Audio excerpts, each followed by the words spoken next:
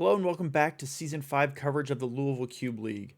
Today we're covering our second week of drafts, starting with our first vintage cube draft of the new season, which is also our first time drafting with the latest Magic Online cube updates, including Final Fantasy cards.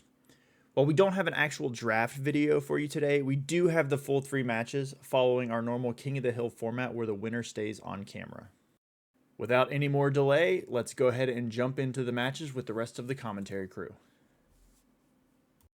Hello and welcome back to the Louisville Cube League. My name's Joey. I'm Prose. And I'm Scott. And today we have another vintage cube draft. Again, very early in our season. Here we actually have Scott versus me.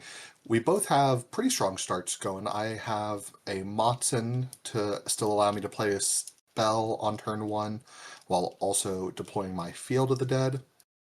Scott's clearly on some kind of artifact deck. Cool. I choose to mill him here. Hit a couple winners too.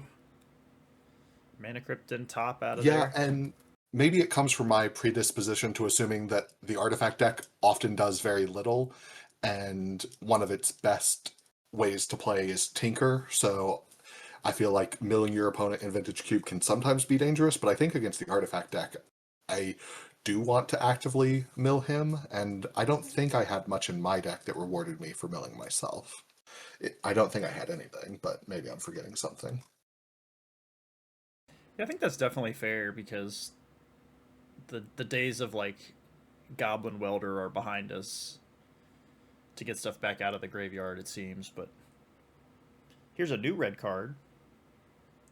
The Yuffie, right? Materia Thief? Materia something? Okay. Got a bit of Thieving Skydiver vibes with some fun words that may or may not come up a little bit later in the draft. Right. Yeah, and I'm reading it twice here to confirm that it has like the O-ring style text to understand when I kill this thing and what will occur when I kill it. And I explained to Scott that I believe, casting it's getting Swords to swords. Plowshares, Yeah. which leaves me with the Motzen up and ready to go. And then I play a 5-mana card. Yeah. No big deal. Yeah. Well, also playing the relic on turn 1 with it, or turn 2 with it, and then memory jar on turn 3. Like the workshop is doing work, as they say. Yeah, this is an upkeep crack because I intend, I believe that I'm going to play a whole bunch of spells, so I just want as many cards as I can for this jar turn. So we're currently looking at 1, 2, 3, 4, 5, 6, 7, 8 mana. Yeah, 9 with a land. So right, but on my side, I'm feeling good about drawing 7 and being able to interact. Like, I'm playing a control deck. I've got Field of the Dead. I'm built for the long game. So drawing a fresh 7, I'm like, I just probably have to counter 1 or 2 things, or like figure out how to interact with 1 or 2 things that Scott could deploy. But if I had something, I would interact here. Retrofitter Foundry is good in general, good with Scott's board, and good against control. And the fact that I let it resolve tells you that my fresh 7 off that memory jar was bad. I don't remember what it was. I remember just that it was bad. I'm pretty sure it was all my unique lands, so I even knew that I wasn't going to get Field of the Dead online. And I think it also was Celestial Colonnade, so my lands were not going to be threatening. Win condition. Yeah. I also knew that you weren't going to get Field of the Dead online, but maybe you don't know that yet. Yeah, so I take my extra draw there off of the Bauble. Yeah, you can see Meticulous Archive on the top of my graveyard, but I promise Celestial Colonnade is in there, so... Yeah, I was going to say, we didn't get the opportunity to see what that stack of cards is, but there are 7 of them, so... I honestly think it was 5 lands and a couple Sorcery Speed cards. So here, Time Warp, just trying to dig 1 card deeper towards an answer. You mentioned being a control deck. Do you remember, is there anything specific you were looking for here? Is there anything that you felt could get you out of this Academy retrofitter hole? I have a couple of things that just answer permanents that I think I have three in total that just exile or tuck away permanents. Oh, there we go. So yeah, this will be an answer. I also have Prismatic Ending in my deck and Unexpectedly Absent, which is a very temporary answer to the Retrofitter. But so I had several answers I was potentially digging towards. Oh, we're gonna get what? 1, 2, 3, 4, 5, 6, 7. So we're gonna get another. It's up to him if he wants to go wider with more servos or just go up the chain the whole way to a construct. He has enough mana to, I think, make one. Like He's all he the could way to make construct. Yeah, I think he's one short of making another servo. right, but he could have made, or at least I thought he could make a servo. Maybe there was a mana floating that didn't get used, but I think he had the mana to upgrade just to the Thopter and then make another Oh servo yeah, at yeah. I two think you're bodies right. instead. But didn't have enough to untap and retap again.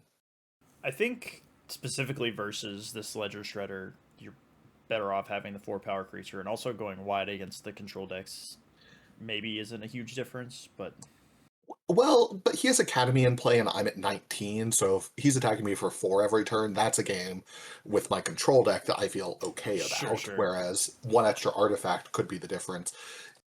He has like a lot of artifacts, but still, he has plenty of ways to spend mana just on board. The relic plus the clue activations eating up a fair amount. Yeah, we're gonna have to count up Academy mana a bunch. Well, you So guys were nice apologies enough in to do advance it for that. for us here, so Yeah, I think we even got it right this time, but I do believe this is correct. Yeah, because there's 7 artifacts. It would have been 2 for the clue and then 1 for this brainstorm. So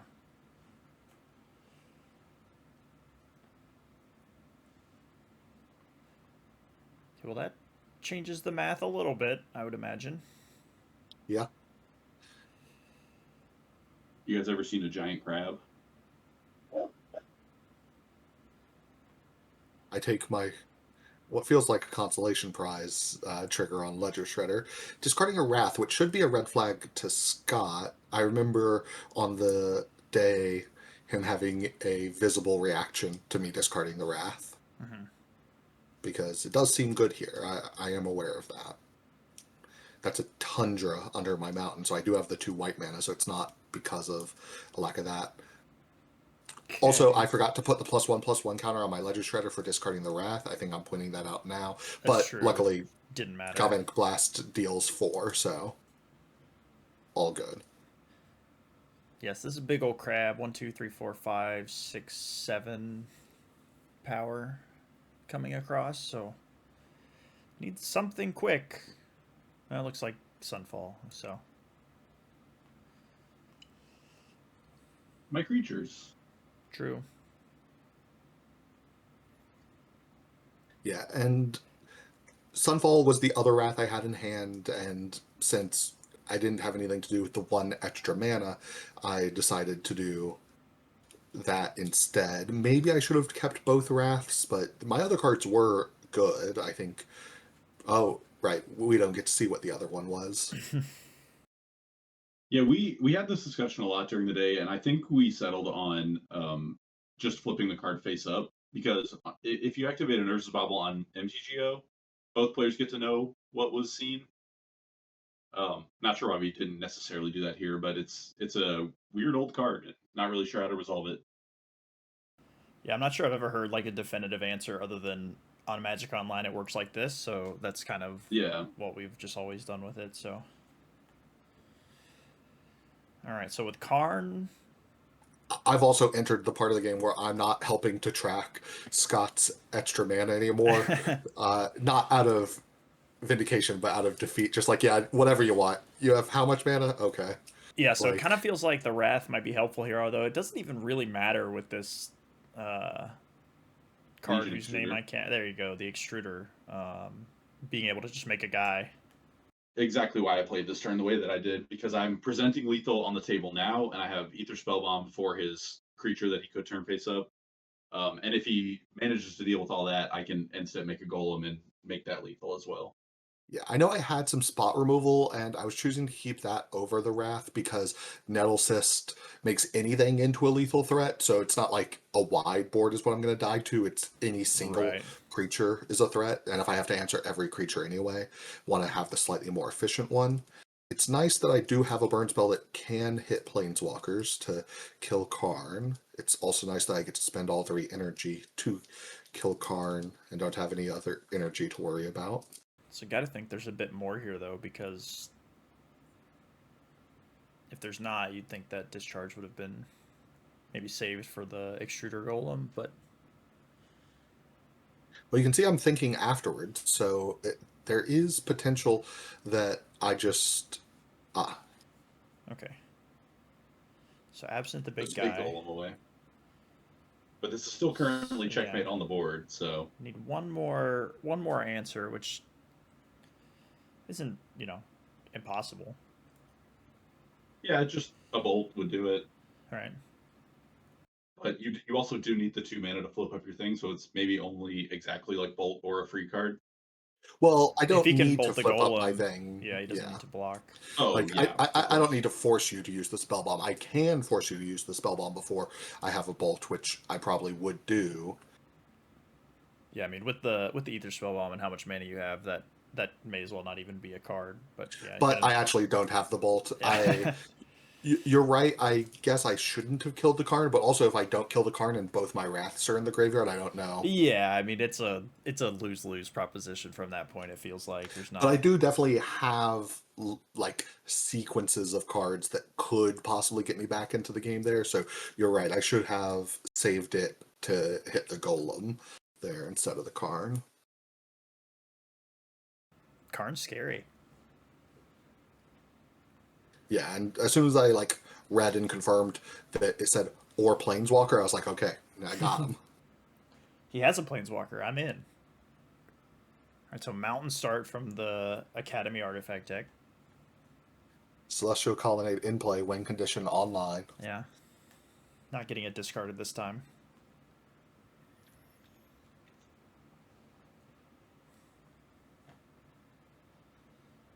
See, a bit slower on both sides of the table this time. It's turn 2 and there's 0 pieces of power in play as opposed to 1 in play and 1 in the graveyard already at this point in the last game. So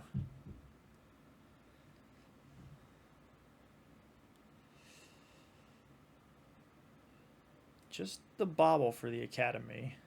Yeah, but how long Scott took on his turn there is concerning because that implies that Academy, he was doing Academy math, is what I'm thinking in the moment. And then if he's doing Academy math, I got to imagine there was a chance for something more explosive that could be the next turn or the turn after. So, and I think the end of my turn brainstorm reinforces that, where he's so close to going off that he doesn't want to have to spare the blue mana on his turn, and he feels confident. From my perspective, I'm assuming he feels confident that he's not brainstorm locking himself or anything like that. Like he is going to be able to do something big here, I imagine. I mean, we've seen multiple 1 mana artifacts, a couple of zeros. So then this makes the brainstorm make sense in a different way.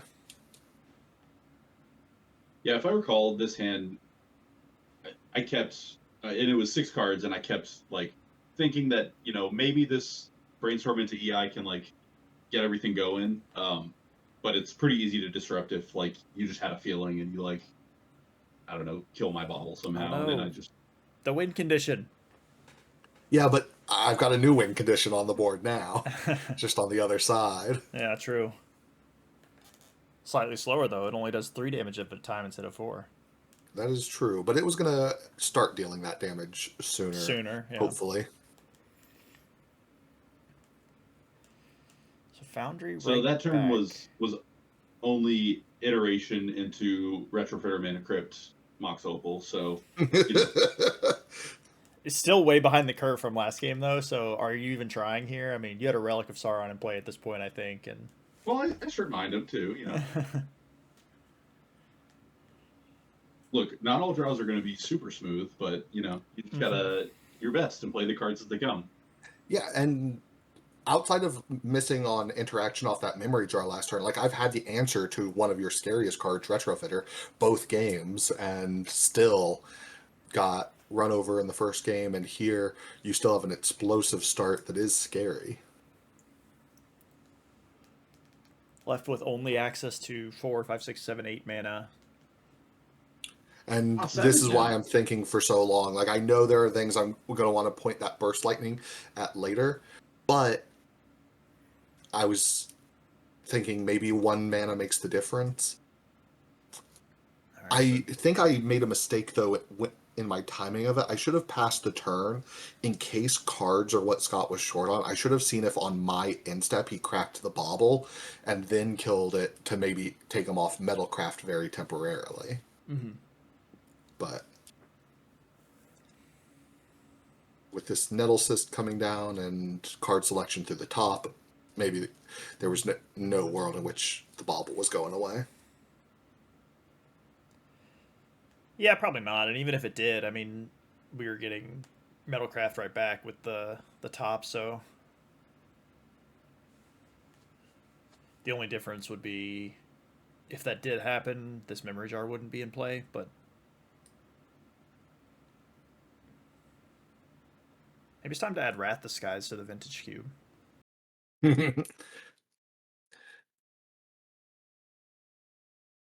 Yeah, so unexpectedly absent answers the germ cleanly.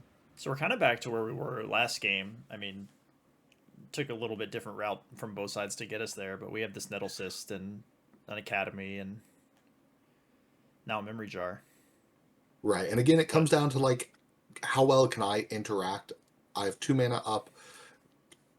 I have my full colors. I mean, my lands. I took a lot of lands because I took Field of the Dead pretty early in the draft, so I was just trying to figure out a way to make sure it was online. So Right. this is Soul Guide Lantern, so just picking what he wants to exile. As I This was mentioned, just like maybe if he has a Snapcaster Mage, that's kind of the only thing I was thinking about. yeah, as I mentioned with the Thought Scour decision game 1, I don't have Snapcaster Mage or anything that really utilizes my graveyard. But you're not just going to not play the Soul Guide Lantern, so got to do something with it. Yeah, it taps for mana. It's literally free. Very quick top. I don't even think you change the order of those cards, which has to be horrifying. Yeah, they're pretty good. Yeah. If memory serves. And I mean, that's not even accounting for this Karn, which was in your hand, so. They were either pretty good or like 3 lands or something. Sure. I suppose that's possible.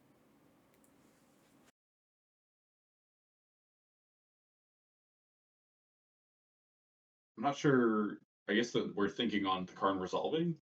Yes, I think in this place I maybe had Remand or Reprieve. Both were in my deck, and I think you had maybe some amount of mana still floating and could replay. Yeah, we like see there only was 1 mana tapped, so there was 1 mana floating. So you had exactly enough to replay Karn. So I was trying to figure out if Reprieve or Remand even did anything. I'm pretty confident I had one of those. Yeah, it's tough because, I mean, you can make him spend the rest of his mana, but this is a Memory Jar turn, so like anything that you're drawing is just going away forever. He's still going to have a Karn in play. Yeah, and I had other instant speed things to do, at least with this sword. Here, Scott counts wrong, so we are going to spend a little bit of time So it should be double 10, checking that. but yeah, you guys. Looks hard, man. There's Looks just like he so didn't many. count the construct itself, I think was the issue there, so. But in his defense, he was holding it, so, It was the tool being used to count. Yeah. They're very versatile, those constructs. And I mean, they're And at the academy. They're at school, so they're Yeah, learning to again, count still. 2 mana up, so able to activate Legion Extruder, end of my turn, equip, and attack. And then Karn getting the recurring value, being able to make more constructs. So kind of in a rough spot against 2 creatures a turn, one of which happens on my end step. Not Retrofitter and Legion Extruder are not the cards a control deck really wants to go up against. I still have Leyline Binding as an answer to the Legion Extruder, but I think that's my only other answer. Here Okay, we well, see there's the again. discharge again.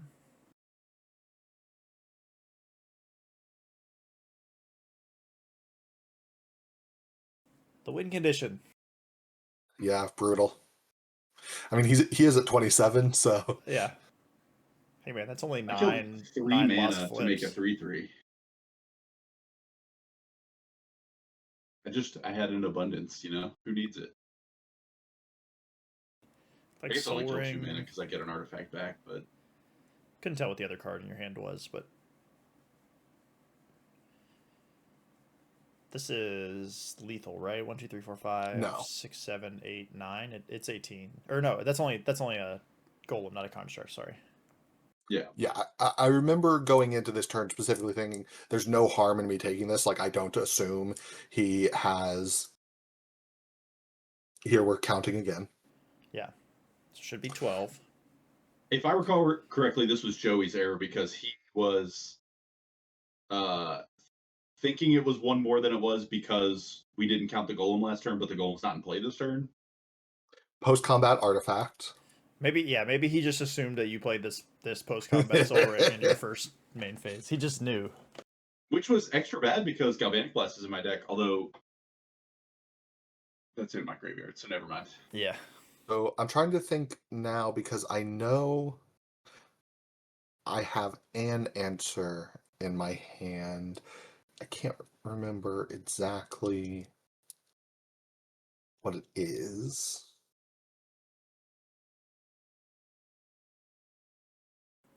I mean, one answer does keep you around for at least one more turn.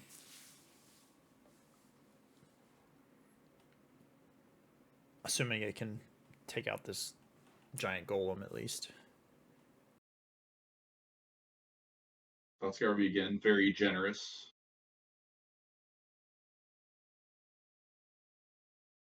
Yeah, I in the moment did not consider the fact that you had been Sensei's Divining using the top. I definitely should not have targeted you, but Yeah, you had bigger problems on your mind, though. oh, this is what I had been doing. I'd been doing the math on if I could get through. So the answer is no, because I'd have to attack with the creature that could get spellbombed, the creature that could get blocked by a golem, and one more. So I could attack with 3 to take the monarch, but then I could only leave 1 back if I hadn't Thought Scoured first. I had this card from before the Thought Scour. And if I only left 1 back, that wouldn't work because I'd be tapped out. You could spellbomb the one I left back instead of spellbombing one of the attackers, and then I would just die on the crackback. So I would have taken the monarch just to immediately lose. Yeah, but you would have died as the king, and The king is dead. Long live the king.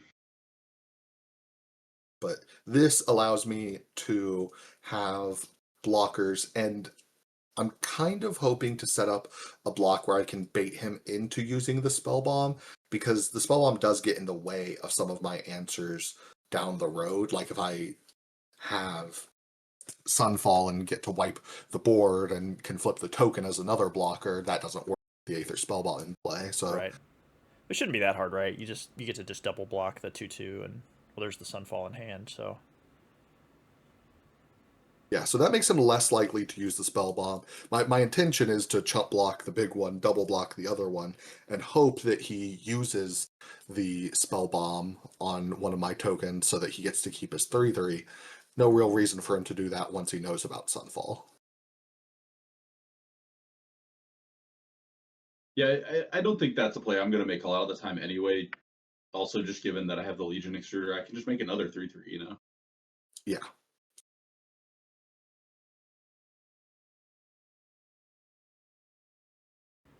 The old pay mana for Gataxian Probe, maybe for the first time in history right here. Bro, do you know how much mana I have? Like, I don't need it. To see a card that he already knows as well. Yeah. You're 27, man. Just pay the 2 life to draw a card. You might need the mana. I find it interesting activating the top. Like, in my head, I just want to do the cool play of sacking the top with the trigger on the stack to Legion Extruder, but obviously saving it for an instant speed activation of the Legion Extruder is nice, and getting to redeploy the top this turn thanks to Relic.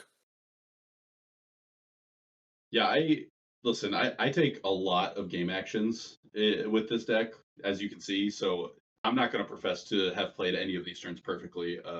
I just tried to make a bunch of mana and put a bunch of things into play. So we'll see how that plays out for me. Well, you have succeeded at that at least. Yeah. But like, come on, the number of people that can play these turns, like ideally, is got to be pretty low. And I don't think I'm one of them. Do you remember, were you digging towards any particular answer? Like, I assume you didn't have anything that could kill 2 of them. Like, you could bounce 1, there'd still be 2. You'd have to clear both for lethal to come through. You should still have a knight, right? No, I double blocked A 3/3? Yeah, he was 3/3. Yeah. And scoop them up, because even though I can wrath the board, the end of turn activation to make another golem is lethal. Yeah, I mean, it doesn't matter, but you double blocked the 3/3 with 2 2/2s, right? So. Oh, yeah. I should still have one. You're right. Yeah. But regardless. Yeah. Not the matchup my control deck wanted to see. We had half the pot on creature decks. Really wanted to play those. I did. I think we have some weird matchups coming up, though, just because of the timing of all the matches. So we'll wait to talk about more until we see maybe some of those. So getting into the next match, we have Scott staying on camera as the winner of the last match. Spurlock, his opponent, also 1-0. We weren't guaranteed to have that happen because this is a 7-man draft, so we're not doing strictly King of the Hill style to get an undefeated at the end, but both players here happen to be on 1-0 going in here. And looks like we have Spurlock still thinking about his keep, putting a card back, so on a mulligan of some sort. I will note that Spurlock and I were sitting next to each other in the draft, and we, because of what we opened for our respective strategies, we both passed each other power during the draft. And you've already seen some of the cards in my deck. Spurlock has, if I recall right, 4 pieces of power in his. So this game should have, or this match should have some fireworks. Lucky. But I feel like Scott's deck is one that, like, maybe, I don't know, unless you're doing something really busted really quickly with the power, there's a lot of things that decks can be doing with it that Scott's deck maybe doesn't care about.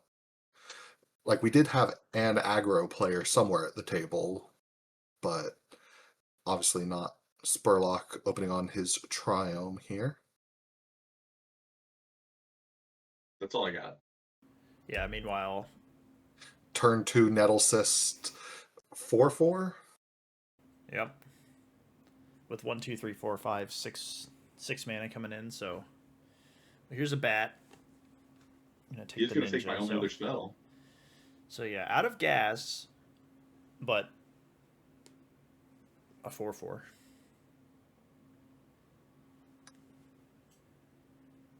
Yeah, but if he loses every coin flip, the race is in Spurlock's favor thanks to lifelink. That's true, yeah.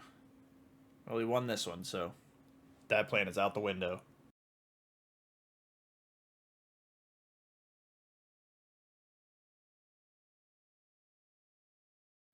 Drew something? Oh, man. Remembers to cast his artifact pre-combat this time. Yeah, learned his lesson. And it's a really good one for him to draw here, too. Yeah. Because, I mean, Yeah. just completely out of gas. And although we can't activate it this turn, right? It costs 4? No. Costs 3. Okay. Yeah, get to activate it, presumably discarding the known island Yeah. during the Spurlock's in step.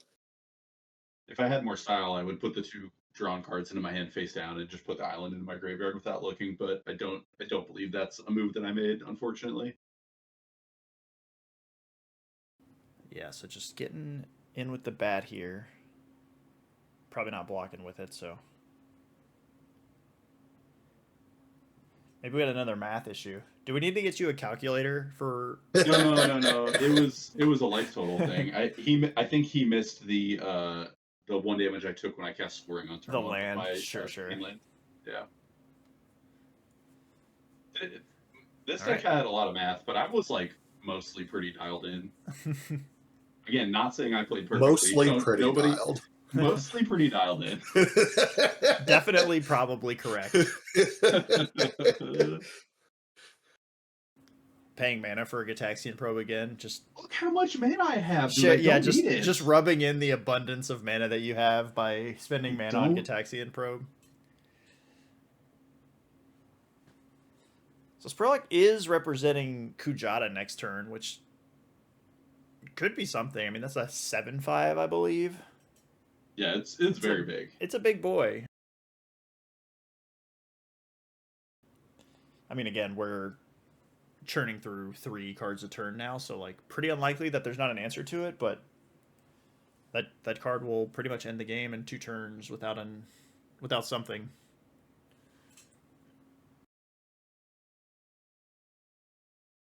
I believe Spurlock did some pretty gross things with that card in round 1 too. I don't exactly remember the story, which but I remember hearing a story that was pretty cool. And I'll be honest, I've read the first 2 things, but I have not read the third one before, so that the third step is pretty cool. Discard a card, then draw 2, and you discard a card this way. This creature deals damage equal to that card's mana value to each opponent, so yeah, I can imagine some nonsense happening there. Always hesitant when another big red creature gets added, but it sounded like on the day it was pretty impressive. It's always hard to tell with cards like this from the new set whether they're cards that actually belong or they're just want to put some Saga creatures in. And it's hard to trust any evidence coming from 4 pieces of power potentially casting that card quite early. Yeah, well, I mean, turn 4, it's not that early, but I'm saying there are some draws in Spurlock's deck where that card comes out very fast. Do you see this Ancient Tomb here? Right. Yeah, it could potentially be a turn 3 play, that's for sure.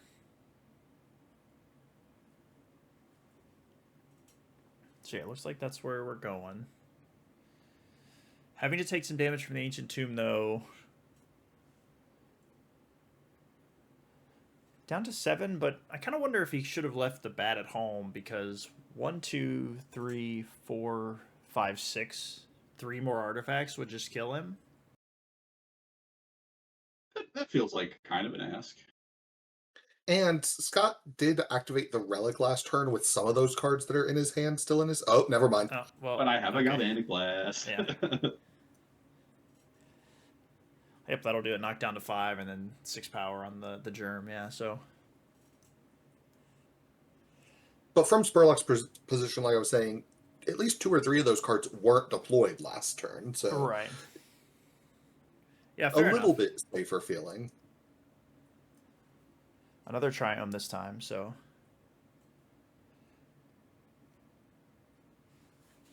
Four permanents in play. Yeah, 4 permanents. 2 of them are tokens, though, so. Yeah, they're going to take a minute to materialize here.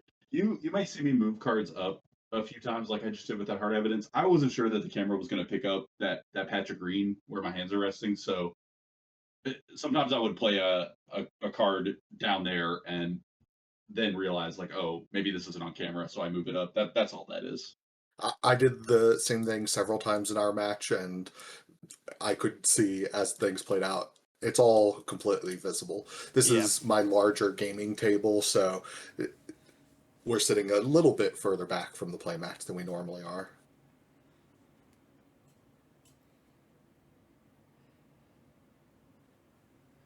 there's Portal to Phyrexia in the graveyard, which, Would have expected in Scott's deck. well, yeah, would have expected in Scott's deck for sure. That tells me that with his power, I gotta assume Spurlock saw a Tinker at some point and has a little Tinker suite in his deck, which He definitely did. the length of time he thought about that card on top leads me to believe that that card might be in his hand, and he might have just been sad. We saw him play a 6-drop on turn 4, so like it might have been a question of whether he thought he could survive to cast it as well, but yeah, I don't know. Maybe, but it's not even that good against Scott. I guess given that last game, it would have looked okay, but it's not like you're getting things to get back from Scott with that one. Yeah, sure. We could regrow our elephant though. Morphos here for red blue, I believe. Yeah. I'm doing it. Oh, I hadn't even noticed at the time. And Dotha Triome plus Thundering Falls, just perfect modern mana base. Yeah, exactly. He's playing Domain. And here he shows me Deck Fade, which is one of the scarier cards in this whole cube for me. Yeah, choosing to uptick it though. Yeah, I'm not really presenting some like crazy high value targets there. He can't use the Opal. You'll just sacrifice the 2 non-mana producing ones, and the Talisman is whatever, but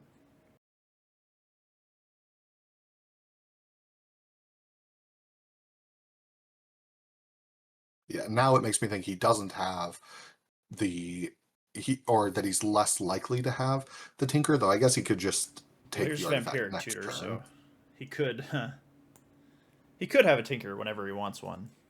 Could upkeep Tinker, steal an artifact, cast Tinker, assuming he has an untapped land in hand.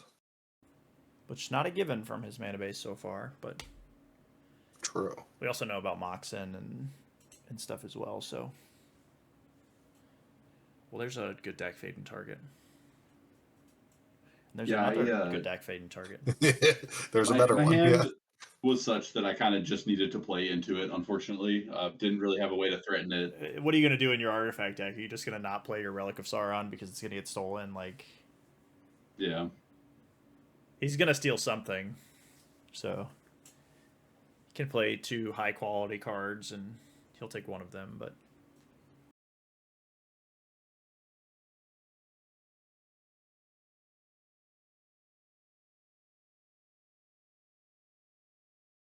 Here's another one. Just have all mana. So was that thinking there, considering if you weren't going to cast it, I guess the question is cast it or sacrifice the clue? Yeah, or like sack both the Spellbomb and the Pain land, the Horizon Canopy land. I had a lot of options with that 2 or 3 mana. You could sacrifice the clue and the Pain land as well. Oh yeah. All right, so you're going to take the Relic.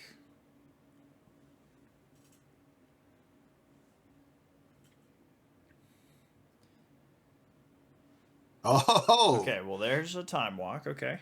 It looked like Tameo in his hand as well, so we might be on Spurlock's turn here for a while. Oh, you mean the other Tameo? Sorry. One mana Tameo also would have been great there. Yeah, for sure. But no, I meant the get to flip it right away thanks to the Relic. Or to the deck. Yeah, and I am like assuming the Tameo is somewhere in his deck, given the Endotha Triome and all the other cards he's shown me. So I'm kind of just like hoping that that's not what is found here. Well, the good news is it's not what was found here, but the bad news is it's because he already had it in his hand, so... Yeah. And Tinker seems pretty threatening. Don't know if he has another big thing to get besides the portal, but I would assume some other option. He certainly does. I won't spoil it because it seems like we might get a Tinker cast here shortly, but he's not out of gas. I'll just leave it at that. thinking a bit on this discard. I wonder if I don't know. I don't know what the 5 cards or the 3, 4 cards in his hand were, but I wonder if it would have been better off to just similar to what Joey did in the first game, just essentially just mill Scott for 2. But looks like Lightning Bolt and Corpse Dance, so maybe not the most exciting targets anyways. Well, also, I assume from the seeing Manamorphose this game that Spurlock's maybe on some kind of combo plan, so just digging as much as possible for that combo also seems good. It seems like a few combos for sure. I mean, we've seen the Tinker, now the Corpse Dance.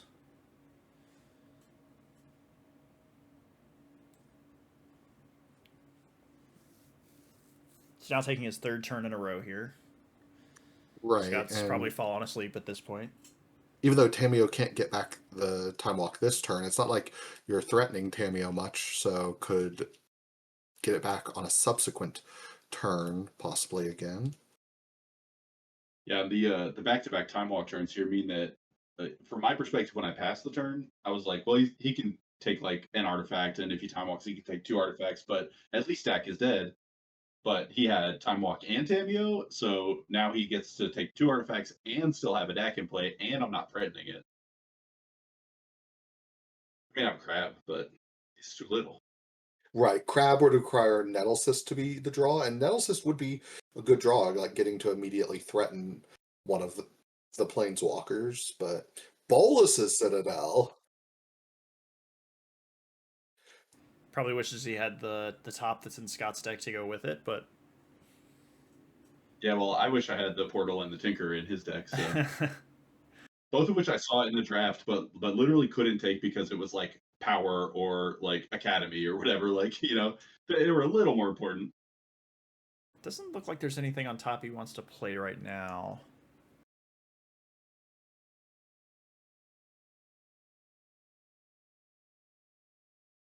But has 2 clears in play for the top of his library. I mean, he can't relic currently, but Right. And looking at the top card with Tamio allows you to pretty much pick that card up.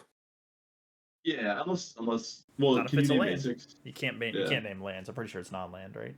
Mm. And we did already use Dak this turn, so that is not yet another clear for this turn. But like, I'm not sure he looked at his top card after resolving that Tamio activation. Didn't need it. Yeah, I seem to recall that he like wasn't super conscious of his Citadel at all times, but there was a lot going on in this game. It's easy to see why. So yeah, I think maybe under the impression that Oliphant's giving haste, not first strike here.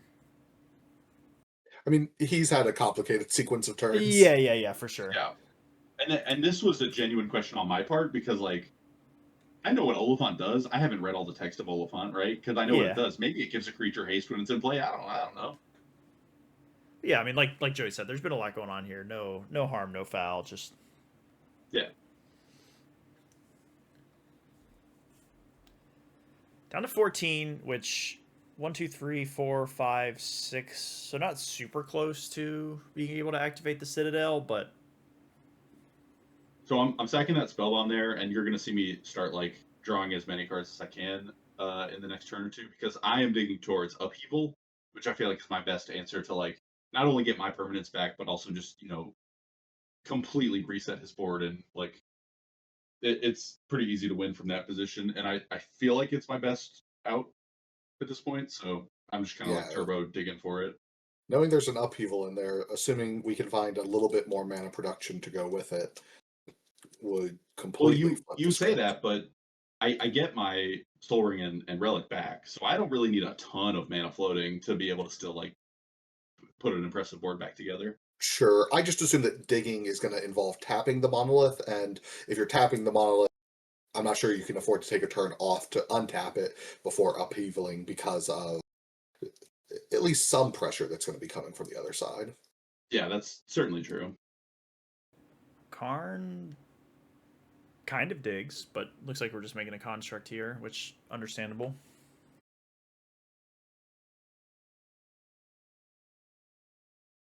Right, but thanks to Tamio, we kind of have a loose answer. Ooh, never mind. Yeah, so the choice on that extruder was kill Dak for good or prevent a time walk turn from happening this turn, and I'm not sure if he was just gonna like sack his Tamio to do that, but it seemed bad for me to let him take yet another turn basically for free. So I'm keeping his planeswalkers in play, but trying to neuter them as best I can. There you go, checking out the cop card this time. We just need a Jace the Mind Sculptor to really complete the Super Friends here with the Bolas of Citadel.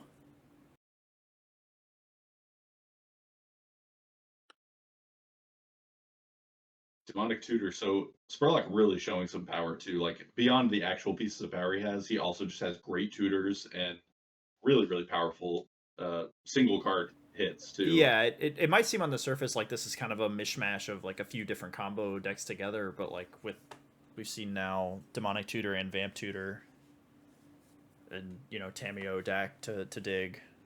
You get to play a lot more A's plus B's when you Right. have that much digging power. Not too difficult to put together any of your 2-card combos. Do you have any idea what? Oh, okay. Well, I guess he was naming a Cult Epiphany. But Yeah, that was going to be my question. So never mind. I don't recall what he named the first time he used it. Occult Epiphany pretty good, assuming he has enough cards still in deck. Here's where, if Scott didn't have any cards in hand, I would maybe consider just milling Scott's Milling top 2 him. cards. Yeah. Because I want to cast this Occult Epiphany for a large number, but cards in library might be restrictive to that. What about that? Grave Titan. Never mind. Yeah. So now we are 1, 2, 3, 4, 5, 6, 7, 8, 9. Oh no! For shame. Yeah, he didn't have his tokens. For shame. Yeah.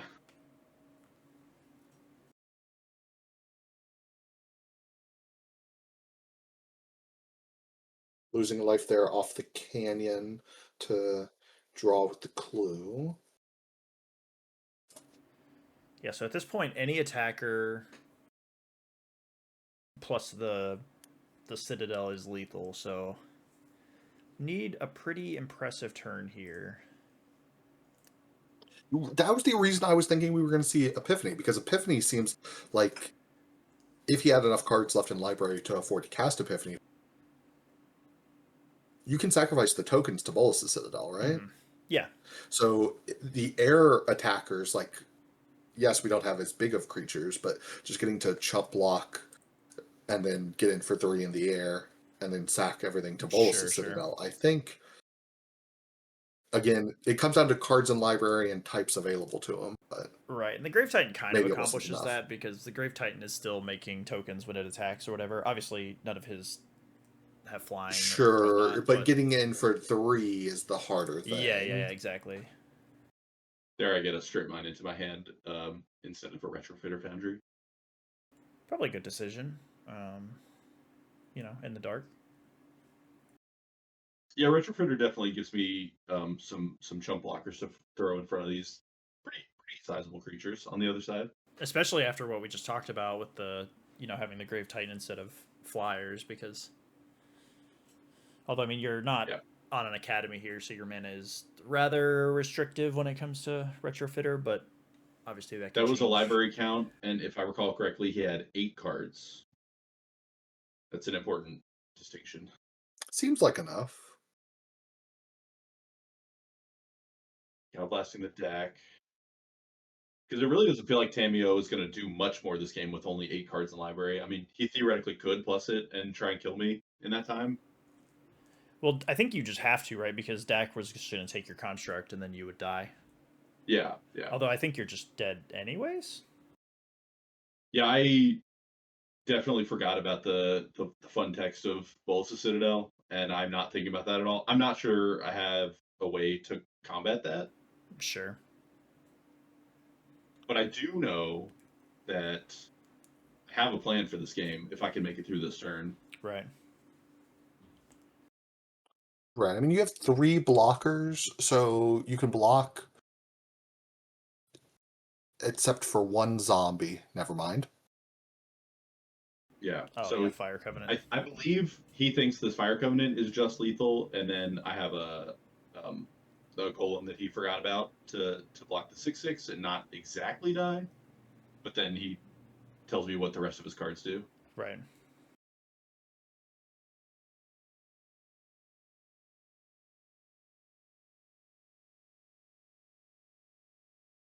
Second that because I know I'm not gonna have time to untap it, whatever my game plan ends up being.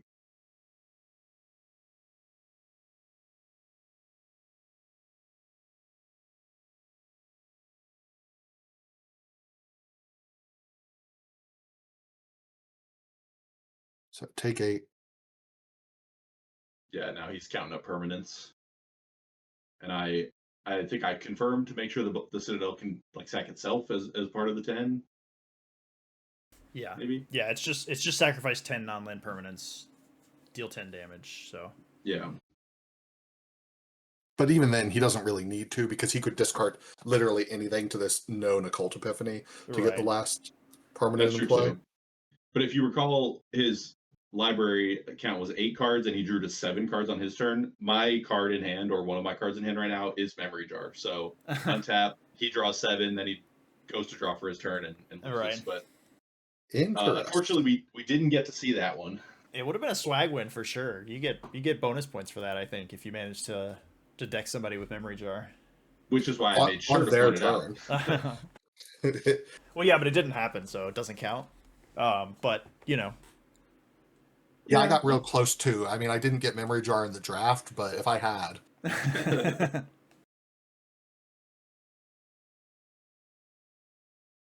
Firebolt in the 3 graveyard. Firebolts in the yard. that land may as well have drawn a card. Play my Gleemox. That's Mott's Opal. Yeah, but it's just always on. So. May as well be. That card's banned though. That's the beauty of Cube, my friend.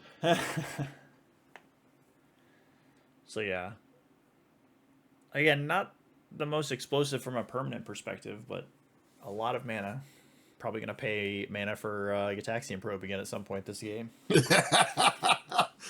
You don't know me, dude. This Trinket Mage was so good on my deck. I have, like, it can get mana, it can get threats in the form of Retro Foundry, it can get card draw, or it can get Graveyard Hate. Like, woo, what a powerhouse. Yeah, I mean, Retrofitter and Map for Academy alone make Trinket Mage a home run. But yeah, you've got Aether Spellbomb, you've got Soul Guide Lantern, Sensei's Top, like...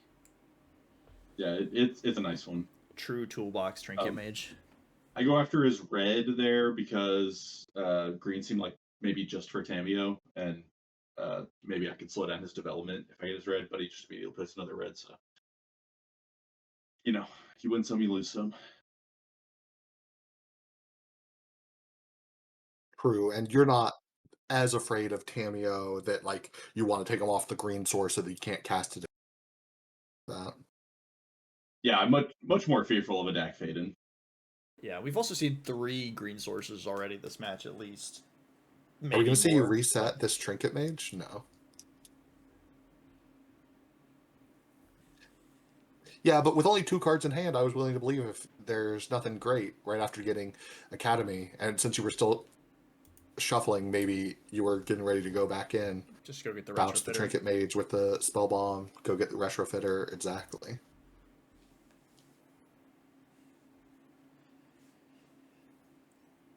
Yeah, so... Really hoping not to see a Dak Faden, and the speed with which he has not slammed one on the table leads me to believe I'm pretty safe.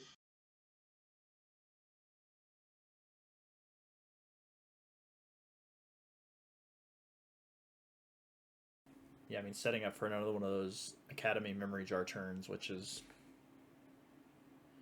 Yeah, I upkeeped Memory Jar a lot this draft, which is not a play I've made much before this.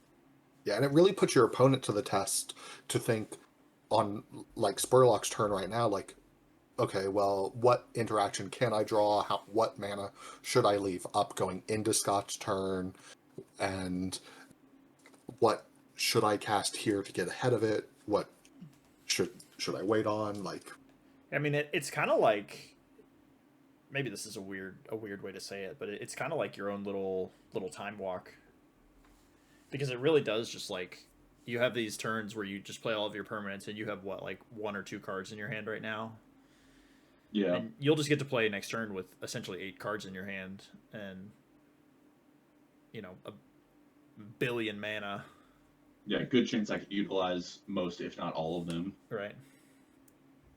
And even the like air quotes here, the like misses in your deck, stuff like Top or Soul Guide Lantern, those are all cards that will draw cards again later. So like, really hard to imagine that there's any 7 cards in your deck that don't make a Memory Jar turn successful here, aside from just like 7 lands, obviously. But Yeah.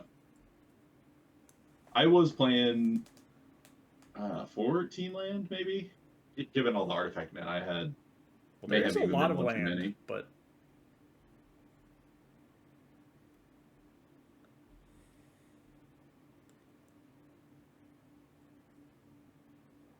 Yes, it's pretty mana heavy jar, but I think there's enough action that I'll be able to put something together. yeah, totally fine, probably, Totally fine, probably. definitely, probably.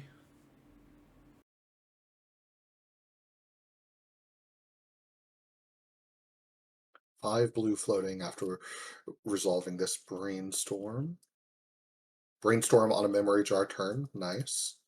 Get to put back anything might not be able to get to this turn. I see Nettle Cyst at least. But it looks like you've moved away all 5 mana? Nope. Okay, Spurlock brought it Spurlock's back. got you. He got you Yeah, covered. I moved it away because it was like, what's this dice doing here? But What's this dice I just put here doing? yeah. There's a lot going on. Nettle Cyst currently 1, 2, 3, 4, 5, 6, 7, 8 artifacts in play. Yeah, probably not worth equipping to the crab, but I guess you do have 2 creatures.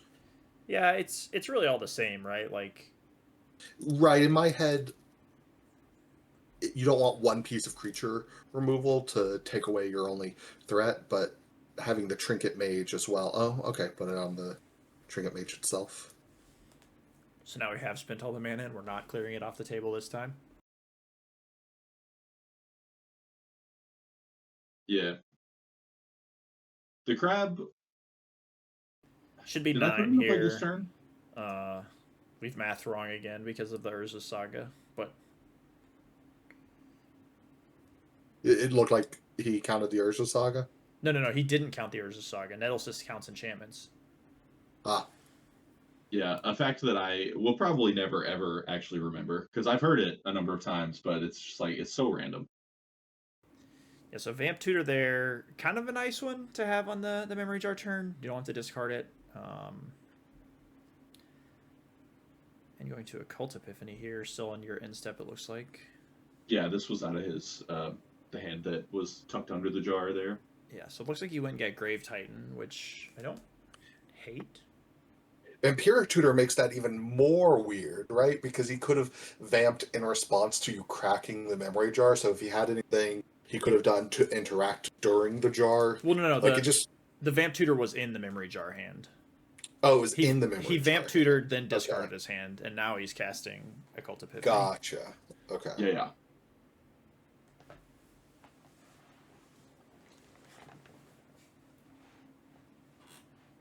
But yeah, would agree if those were flipped around, that if there, well, assuming there is any way to interact, maybe he just doesn't have a way to interact here.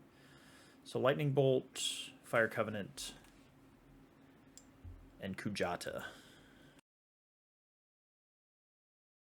Yeah, and we saw a Corpse Dance in Spurlock's arsenal in one of the previous games. Got discarded to a Dak Fadena or something like that. So that's kind of where my head is now. But Kujata would be pretty strong on this board. He'd kill both my creatures. It's weird. These sorry, go I ahead. guess it wouldn't kill the Trinket Mage. It's gigantic, but Yeah.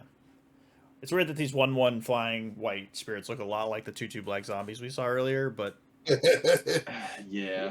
who can know? Listen, man, not everyone has their mechanics down as pat as me. Always have my tokens, always have my deck list picture. Yeah, especially Heinous because he might just be casting a Grave Titan here. Oh, he might. And in fact, it's a deck fade. It's a deck fade.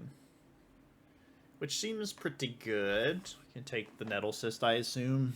Put it on one of the flyers. He does have a Mott's in play, so allows him to either swing for 5, putting Scott on a 4-turn clock, or just swing for 3, leaving the others back as blockers.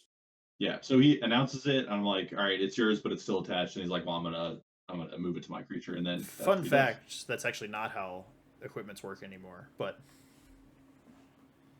if you lose control of an equipment, they become unattached now, I believe. Oh, I also did not know about that update. That's true. When did that change? Somebody told me that. I don't remember when. All right. Well, then I choose not to believe it because that's a pretty bad source. I'm sure our comments will let us know. Are we famous yet? Do we get to just say that and our answers pop up? Absolutely. Somebody sound off in the comments and prove that we're that famous. I think we're resetting Trinket Mage now. Yeah.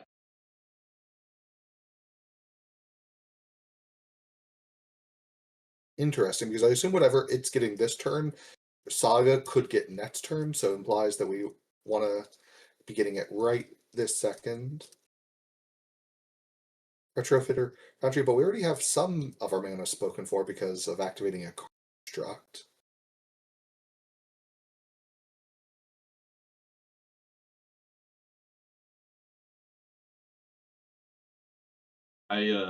I do have a specific reason for trying to like get as many creatures on the battlefield as I can.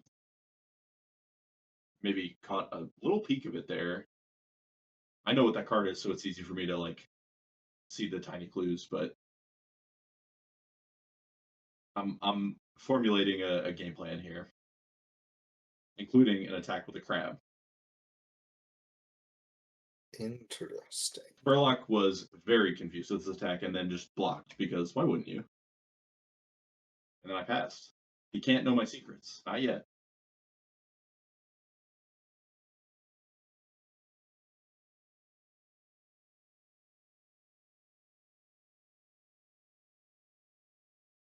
Really, that confusion would stunlock me through Spurlock's next turn. I guess.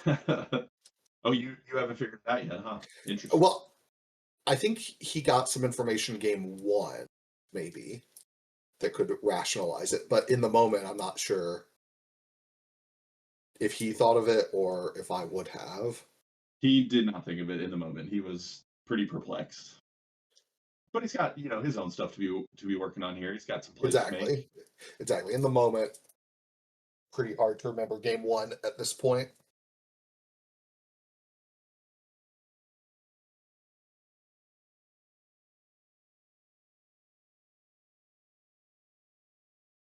I will also retroactively correct myself because I can't find anything about that equipment thing anywhere, so someone lied to me. How dare someone? That's true. Get them. I'm genuinely not sure who or where I heard that. I just remember that conversation happening. I vividly you dreamed it. I did not dream it. No, I think you did. You just woke up one day and was like, "Wow, equipments just fall off when you lose control. It's crazy." Yeah, well, you cast Soul Ring after combat when you attacked with a Nettle Cyst creature, so your opinion is invalid. Yeah. Here we go. Now we're talking. We got the spirits. We got the zombies. Yeah. Legally distinct.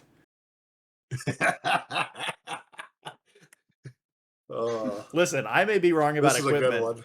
I may be wrong about equipment, but at least I use the right tokens, so. Now I really hope that you didn't have the right token in one of your camera games. I like getting in for 4 here.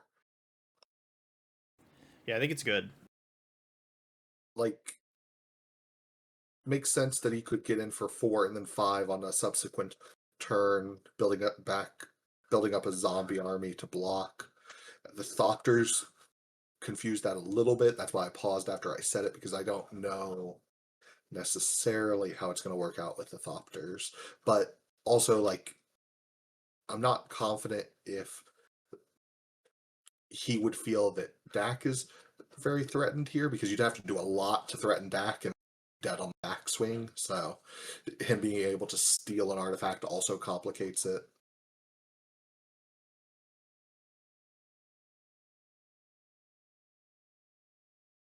I'm not even going to begin starting to try to figure out the retrofitter math here. But it does seem like that if Spurlock gets to untap, that you're going to lose that retrofitter foundry. So I That's a didn't do the brutal math. card to reveal in Spurlock's hand. It's irrelevant because my game plan has already been enacted. If you'll notice, I have 5 creatures that can attack this turn, and my opponent only has 4 that can block. How did you feel seeing Inquisition of Kozilek with a lethal 3-drop in hand? I was relieved that it wasn't a snuff out or whatever at this point. But also just that Spurlock didn't have 1 more mana, right? Yeah. I don't. what was the card in hand again? The card that got revealed from Spurlock is Inquisition, and Scott has implied that his last card is the card that got under the bat in the first Yuffie. game. That's right, the ninja. Yeah, so he's lining up his blocks here, and I'm just gonna wait for him to do that. There's a bunch of things I can do pre-combat. I have like some more gas in my hand, but I think this is pretty likely to work and really And it's cool. the crab! So, yeah, so I ninjutsu Yuffie, which gain control of a non-creature artifact, and it happens to be an equipment, and then it attaches an equipment to itself. So I'm just attacking for lethal out of nowhere with this Yuffie. With the crab! Stealing back your own Nettlesys to win the game here. Dak Faden has, I guess even if you controlled the Nettlesys, this would have the exact same effect actually, because of the way that card is worded, right? Because doesn't it just say you can attach an equipment you control to Yuffie? It doesn't have to be the card you stole. It does, but Yeah. but it's just so nice that he stole it and I took it back and killed him with it. I loved it. Yeah, very cool way to win. Yeah, looks like we're just packing it in here. So moving on. Yep, I do know that Spurlock won his remaining match, so he ended 2-1 on the draft. Makes sense seeing his deck looks like a lot of powerful things. We mentioned a lot of the different A's plus B has been difficult to block off all of Scott's routes there, it seems. Yeah, I mean those, it was a 2-1 match or whatever, but it's not like either of those 2 games he was very far off from being able to take it down. So especially impressive that one deck. right there, yeah, especially that last game for sure. I mean, any number of small breaks and different results. Well, one more match to go, sticking with Scott. So getting into the third match here, like I mentioned last time, this is a 7-man. So last time we had both our players on 1-0. Scott is 2-0 in his position. Prose, was your record equal going into this? It was the same 2 numbers. Is that helpful? Yeah. I was playing. All right. I was playing this black-white deck, very fair, no power, unlike everybody else I believe that we've had on camera at this point, who has had at least 1, most 2, or 4. So yeah, the cards you could see are like pretty. Just very fair. Yeah, explanatory, fair, black-white, value creatures. So. You have an absurd inevitability in the end game, right? Like Luris, and a lot of ways to make sure Luris stays in play or goes back into play. I have Luris, I have Sarah Paragon. Right. This isn't a Luris companion because of Sarah Paragon and the Enduring. Is it Enduring Ideal? Renewal. Enduring Renewal. There's also that Good King Mog, that Saga is a 5-drop in my hand. But yeah, so no Luris companion, just good old-fashioned value creatures. I will say I was 0-2 coming into this match, but they weren't like big losses. They were both 3-game matches. One of them I actually literally threw away, just with a non-thinking block. So yeah, I wasn't unhappy with how the deck had played out, especially given that, like I said, it was a very fair no power deck. Yeah, the kind of deck that can like run the tables in maybe a lower powered draft. If maybe not quite so many pieces are opened, but that kind of wasn't how our draft played out on No, this day. no, I played Did I against. miss something? Where's the clue from Thraben Inspector? I You missed, believe. yeah, it's not there. I can't imagine we cracked it over casting the Bob. I think we just forgot it. Yeah, not sure. We might have just forgot it. It'd be interesting to see if you ever have just 2 mana you don't spend. I think you pretty well use everything each turn, but Maybe Prose just didn't have his tokens and he was embarrassed. That's definitely not true. No, that's probably what it was. I was gonna say I hope it's not that because he's got Moogle tokens and I want to see him. Yeah, I have an energy reserve token in play. Although I will say that I had to go get that. Yeah, but maybe you forgot your clue token. My clue token could be. Yeah. Yeah. So This this Thoughtseize is pretty Thoughtseize. brutal. Yeah, I upheaval and was going to Yuffie. upheaval. Yeah. Right.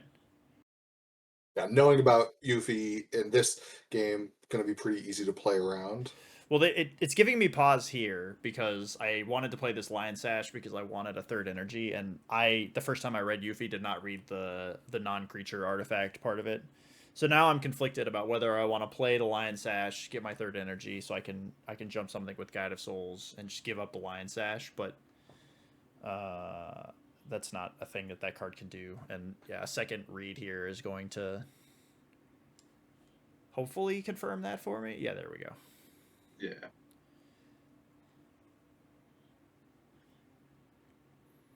Oh, I wonder if you wouldn't have read it a second time if you had a clue token. If you're just like, oh, I'll just sack a clue instead.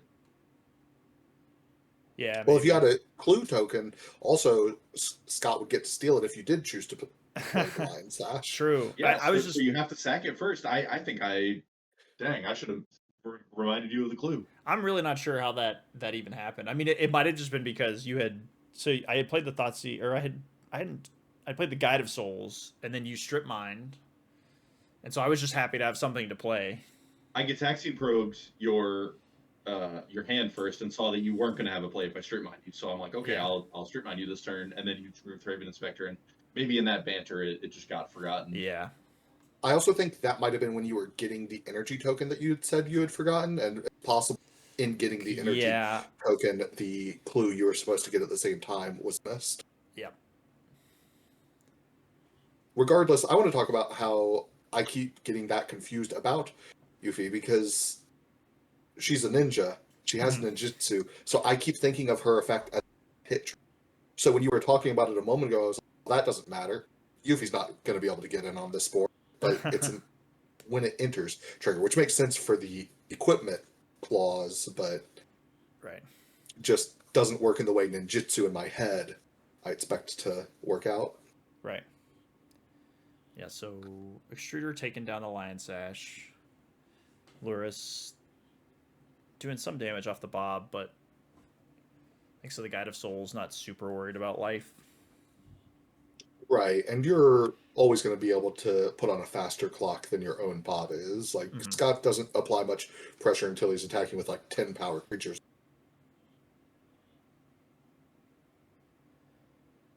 Yes, I think I probably, or maybe don't have another land here, because if I did, I would have played it, obviously, but thankfully remembering what Legion and Extruder does, so. Right, not worth throwing away the Inspector just to force him to do it. It would make him tap the Monolith in that position, I guess. And, like, the Inspector being in the graveyard maybe has value if, like, you go 4th land, Luris, replay the Inspector, but... I might remember to get the clue this time. Upgrade. Who can say? Yeah, I mean, Scott's down to 8. Yeah, hand's kind of running dry, honestly.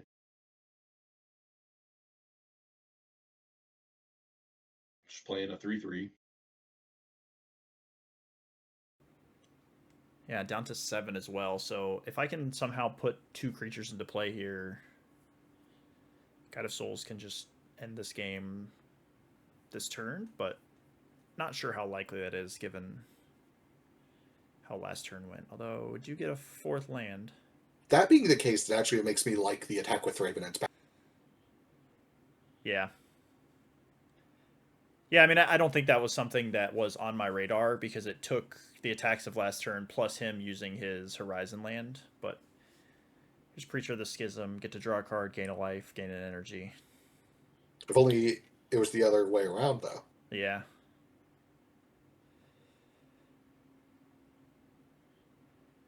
Very true, but it's fine. We'll just wait one more turn. Shuffling up the hand, see if he can get some new information. It's 2:45. Yeah, July 26th. Rafine's Tower, so enragingly not an untapped land that would let me play my Moogle. I will say that the Moogle was far from like an all-star, but it is a really fun card to play. And it made me really happy every time I got to cast it. Right. I don't remember the specifics, but in our matchup, it was pretty annoying. Though any Yeah. card that makes multiple cards, Right. Yeah, so the not ideal for control. first stage of it makes 2 Moogles. The second and third stages are whenever you cast a non-creature spell this turn, you can copy a token you control. And then the 4th stage is just all of your Moogles get +2 +1/+1 counters, I believe. Some number of +1/+1 counters. Yeah, so just done with that one. Prose said the line that has been said several times in Scott's match of, "On my next turn, I got it." Yeah, exactly. And the player, but unlike all the other instances, that player has actually gotten the next turn. We did it. We paid life for Gitaxian Probe.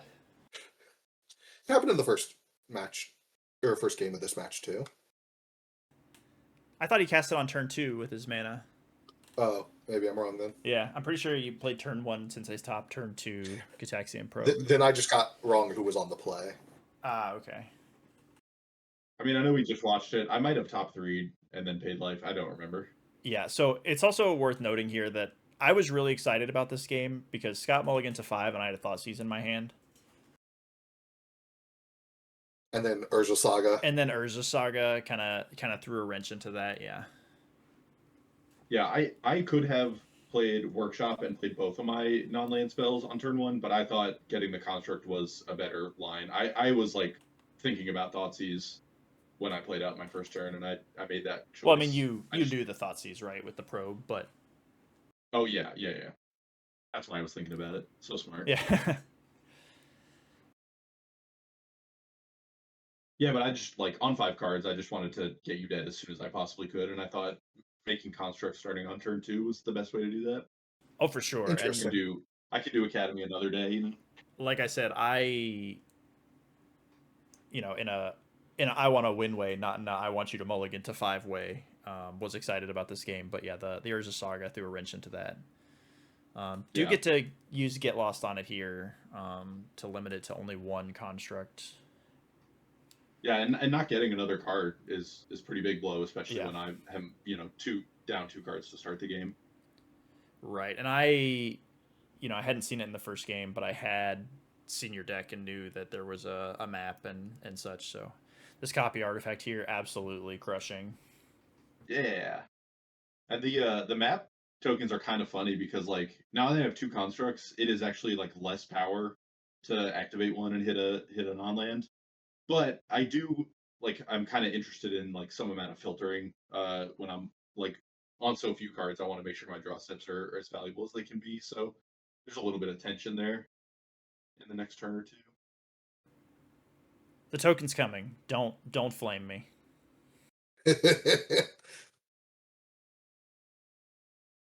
It The never token did. is not. It never did. He realized Well, he didn't I have was it. He realized he so didn't have it. no. So you attacked. I remember this. You attacked as I was getting the thing out, and I was like, I'm not doing anything else this turn. I'm not going to pull this out of the sleeve. I'm just going to pay for it and be done with it. I don't know. Pretty fishy.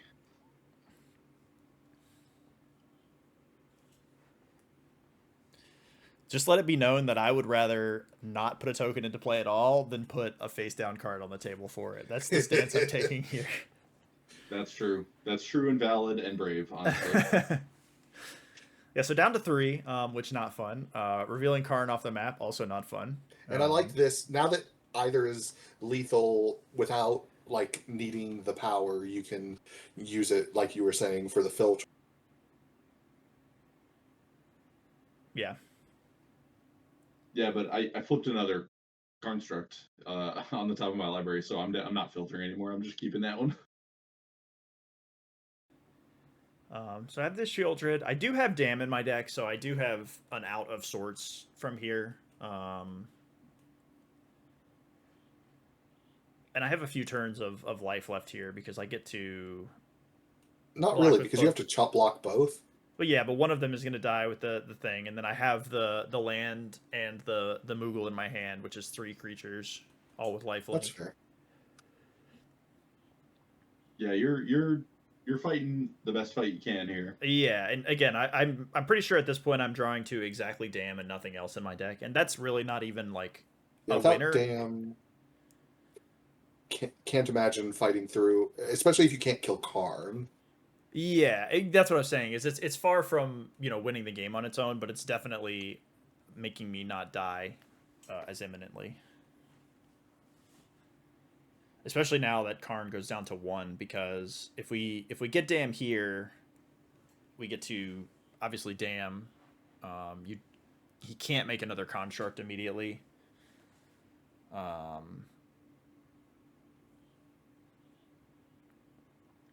Spending a bit of time thinking about this block. There was a reason for it, but yeah, blocking with the I like this if he hadn't done the crab. Well, this gains me enough life that I can survive, obviously at 1, and I was wanting to save up to play this Sephiroth, and I wanted creatures to sacrifice to it.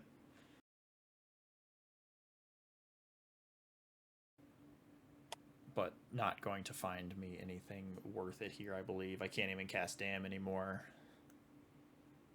But I'm making sure to get my 1 life drain. Although I guess I can't actually, with 1 more blocker, live for another turn.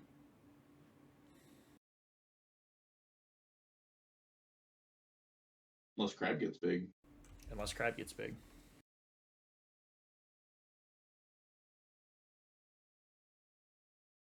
Nettles just really overperformed for me in this draft. Sort of acting as just like a haste construct, basically. Right. Because I just had so much mana all the time. The cost to playing and equipping was mostly irrelevant. And it also Legion just and feels... Struder as well. Like we focused so much on the 3/3. Also, like the 2 damage when it came down to was relevant. Right. So, yep. All your resilient threats, very very good for it's you also here. It's felt like you've just always had this crab in play too, which just makes the Nettle Sys so much more brutal when you just get to cast and equip it every time. Big crab. Big crab. Karn going up here. Well, Flame Slash is lethal, so... Well, can't currently cast Flame Slash, but yeah, if he could, it would be lethal, so he can't have it.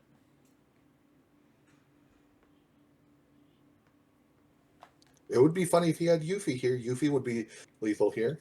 Mm-hmm.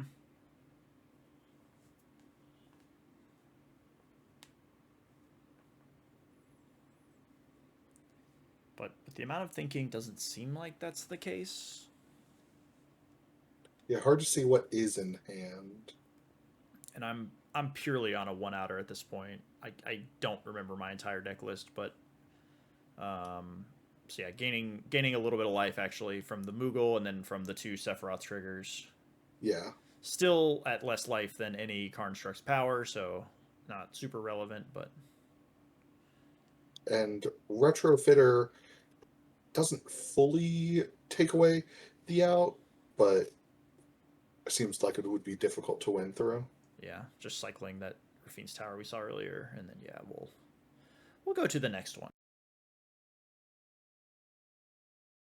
Feels good to win on a multi-5 always. Yeah. Urza Saga, man. I mean, it basically single-handedly won that game.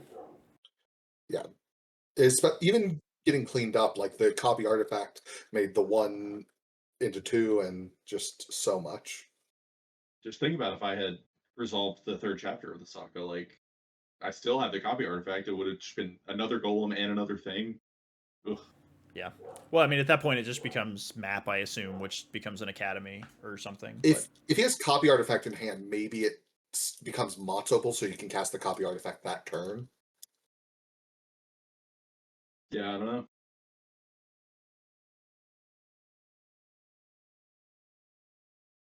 Yeah, so Get Lost revealed by the Urza's Bauble. Not super relevant, but was really upsetting that I can't target artifacts this game because I would have loved to just dome that Soul Ring. Or Yeah, this expedition map.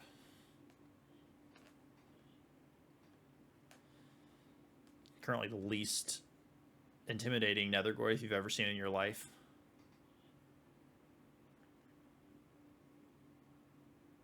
Yeah, I wonder if you're incentivized here to get lost the Trinket Mage for the sake of pressure, but yeah, maybe. I think there's certainly an argument for that.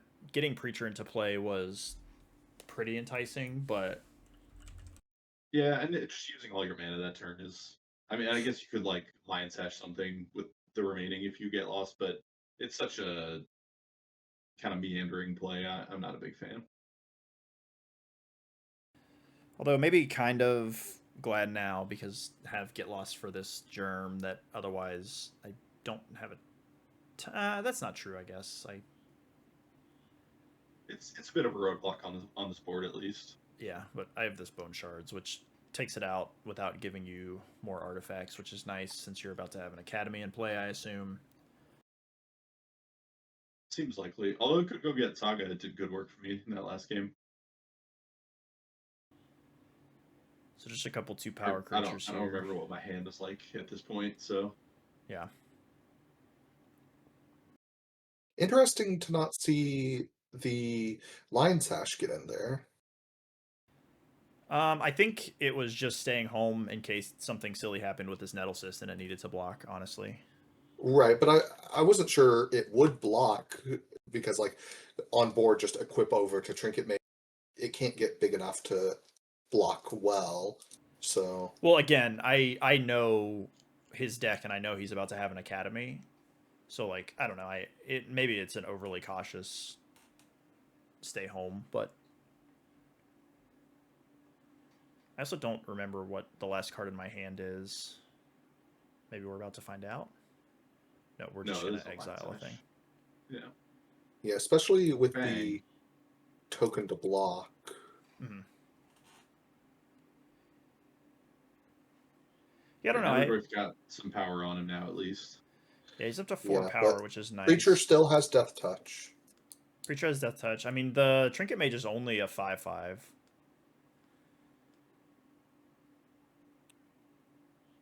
And now it's dead. Now it's dead.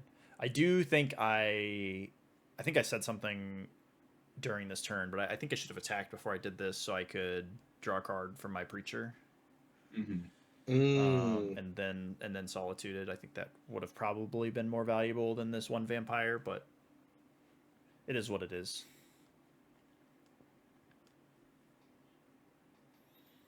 This sure feels like yet another upkeep memory jar.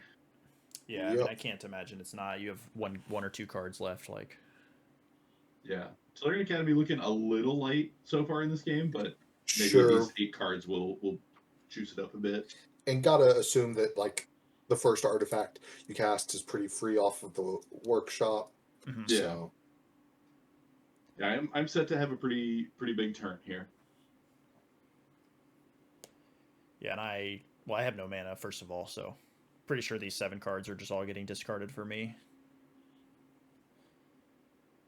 not a lot of things to do on my opponent's turns, and of those, one of them is in the graveyard and one of them is in play. So Right. If you had more instant speed stuff, it would make what you were saying last turn about drawing the card with even more relevant. Like yeah, if there was the opportunity to evoke the solitude, but right. yeah, without a bunch of instants, not appealing really.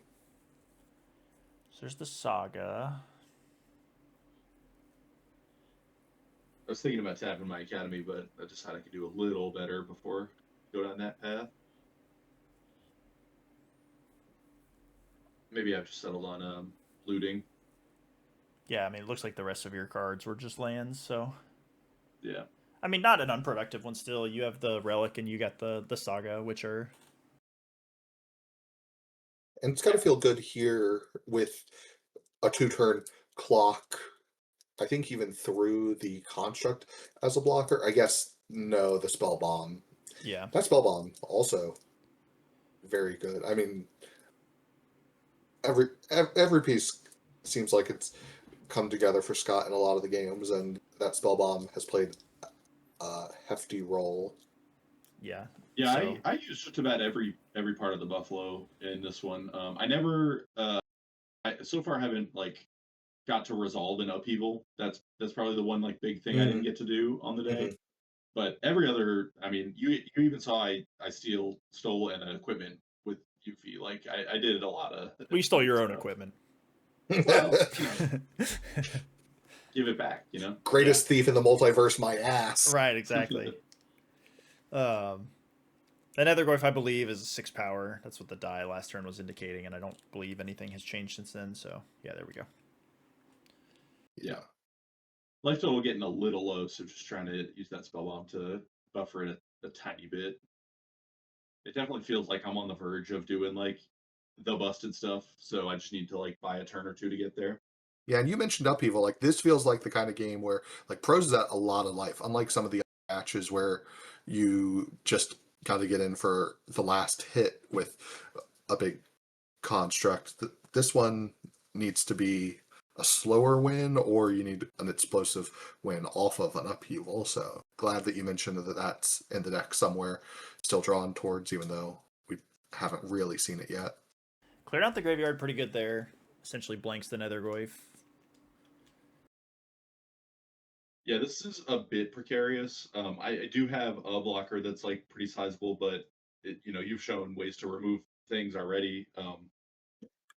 And kind of two blockers, because we see that you have the ability to act construct the saga for a construct. Don't say that, Joey. Don't say that. That's a secret. Okay.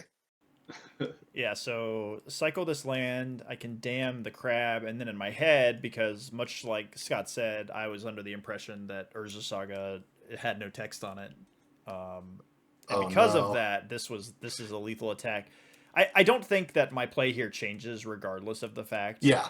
But yeah, Yeah, you got to press your advantage here for sure. This is 9 damage, and I again I know what's in the deck. I know that this Urza's Saga is turning into a Retrofitter Foundry most likely, so I got to get in while the getting's good, Yeah.